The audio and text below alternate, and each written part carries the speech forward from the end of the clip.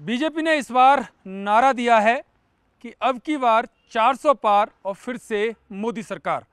और ये नारा महज चुनावी नारा बनकर ना रह जाए, इसके लिए बीजेपी ने धरातल पर एक एक सीट पर फूंक फूंक कर कदम रखने का निर्णय लिया है। और ये निर्णय भी ऐसा कि पूरी दिल्ली के जो आला नेतृत्व, जो बीजेपी का जो आला नेतृत्व है, यानी कि बीजेपी का वो एक एक सीट पर जो सर्वे रिपोर्ट आई है, जो फीडबैक आया है, उस पर काम कर रहा है। कल इसी निर्णय के तहत कल बीजेपी का महामंथन हुआ दिल्ली में। और महामंथन भी कोई ऐसा नहीं कि 1 या 2 या 3 या 4 घंटे चला हो। ये महामंथन चला पूरे 9:30 से 10 घंटे तक। 2 चरणों में यह महामंथन हुआ। पहला चरण शुरू हुआ शाम को 5 बजे प्रधानमंत्री नरेंद्र मोदी के आवास पर, जहां पर प्रधानमंत्री नरेंद्र मोदी के साथ गृह मंत्री अमित शाह और बीजेपी अध्यक्ष जेपी नड्डा बैठे और करीब 5 से 5.5 घंटे तक वो ये मंथन करते रहे। इस मंथन में जो करीब हफ्ते भर से जो अलग अलग राज्यों की जो चुनाव समिति, यानी कि जो कोर ग्रुप था, उसके साथ गृह मंत्री अमित शाह और बीजेपी अध्यक्ष जेपी नड्डा ने जो मंथन किया, उसका जो निचोड़ निकला, उस पूरे निचोड़ की रिपोर्ट लेकर कल प्रधानमंत्री के आवास पर ये तीनों लोग बैठे और इन तीनों ने एक एक सीट पर जो उन राज्यों की रिपोर्ट आई थी, जो उनका फीडबैक आया था, उन पर मंथन किया। और फिर करीब 10:30 बजे तीनों बीजेपी मुख्यालय पहुंचे, जहां पर करीब 11 बजे केंद्रीय चुनाव समिति की बैठक हुई। और केंद्रीय चुनाव समिति की बैठक में एक एक करके कैंडिडेट्स, जो राज्यों के जो कोर ग्रुप थे, जो उनके प्रमुख नेता थे, उनके साथ बैठे, जिसमें सबसे पहले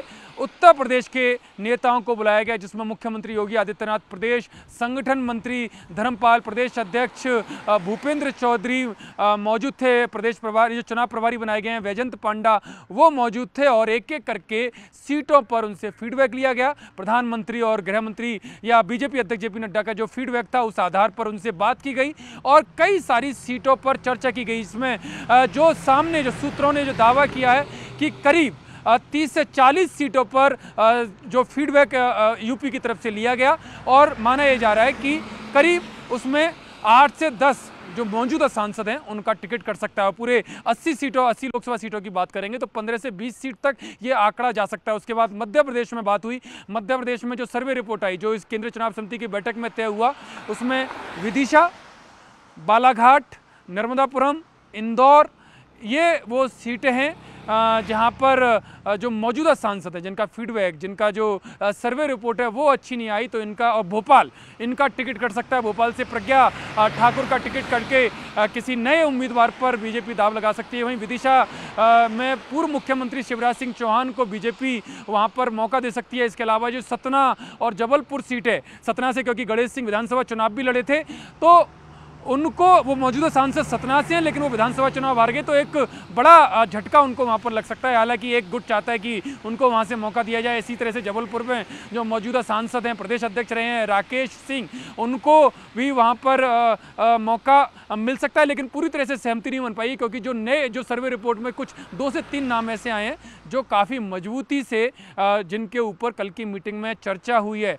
ऐसे यानी कि माना जाए कि 4 से 5 ये जो 5 लोकसभा सीटें हैं, इन पर जो मौजूदा सांसद हैं उनके टिकट कर सकते हैं। वहीं 6 सांसद पहले विधानसभा चुनाव लड़ सके हैं, तो उनकी जो सीट खाली है तो वहां पर नए चेहरों को मौका दिया जा सकता है। इस तरह की सहमति बनती नजर आई है। उत्तराखंड में भी 5 जो लोकसभाएं, जिसमें से 3 पर सहमति बन रही है कि 3 पर जो मौजूदा सांसद है वो आ सकते हैं। वहीं पर 2 सीटें ऐसी हैं, हरिद्वार और पौड़ी, जहां पर बदलाव किया जा सकता है। और इसके अलावा छत्तीसगढ़ में भी कुछ 1-2 जगह ऐसी हैं जहां पर सांसदों को बदलाव किया जा सकता है। तेलंगाना में जो 3 मौजूदा सांसद है, जी किशन रेड्डी, अरविंद धर्मपुरी और संजय बंडी, इन तीनों को एक बार फिर से मौका दिया जा सकता है। और जो समीकरण है वहाँ के, उन समीकरणों को ध्यान में रखते हुए बीजेपी कुछ नए चेहरों को मौका दे सकती है। कुछ नए लोग वहाँ पर पार्टी ज्वाइन कर सकते हैं, जहाँ पर उनको मौका दिया जा सकता है। इसी तरह से गोवा पे चर्चा हुई है। और दिल्ली में भी जो दिल्ली चुनाव के जो राज्य की चुनाव समिति है,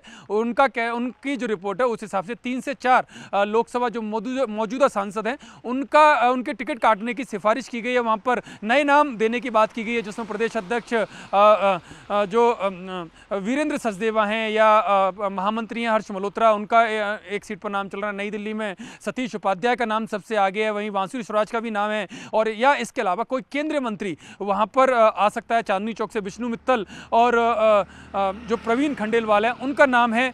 इसी तरह से ये नाम है, हालांकि इन पर अंतिम फैसला नहीं हुआ। अंतिम फैसला केंद्रीय चुनाव समिति करेगी कि यही फीडबैक है। कपिल मिश्रा का नाम भी इसमें आया है, तो केंद्रीय चुनाव समिति ने अभी फैसला रिजर्व रखा है। आज या कल में या भविष्य में आने वाले समय में इन पर फैसला हो सकता है। और ऐसे ही बाकी के राज्यों पर भी चर्चा हुई है, जहां पर ये चीज़ें हैं, जिसमें हरियाणा की बात सामने आई है। हरियाणा चुनाव समिति की, हालांकि अभी केंद्रीय चुनाव समिति के साथ बैठक नहीं हुई है, लेकिन हरियाणा कोर ग्रुप की जो हरियाणा चुनाव समिति की जो बैठक हुई है उसमें साफ संकेत है कि हरियाणा में बीजेपी अपने दम पर सभी 10 लोकसभा सीटों पर चुनाव लड़ना चाहती है, क्योंकि पिछली बार सभी सीटों पर भगवा फहराने का काम बीजेपी ने हरियाणा में किया था। लेकिन अभी जब राज्य सरकार बनी तो उसमें जेजेपी एक अहम गठबंधन जो उनका सहयोगी दल है वो सामने आया, तो उनका भी दावा है कि वो 1 से 2 लोकसभा सीटों पर वो भी गठबंधन के नाते सीट मांग रहे हैं। लेकिन बीजेपी के जो सूत्र हैं वो दावा कर रहे हैं कि जो सर्वे रिपोर्ट है उसमें जेजेपी के साथ अगर गठबंधन में जाएंगे तो नुकसान हो सकता है। तो ऐसे में अगर दोनों ही सहयोगी